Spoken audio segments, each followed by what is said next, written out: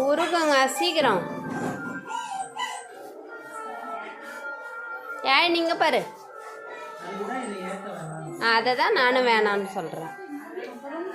ஏற்றிலாம் இது பண்ணக்கூடாது. Happy birthday to you, happy birthday to you, happy birthday.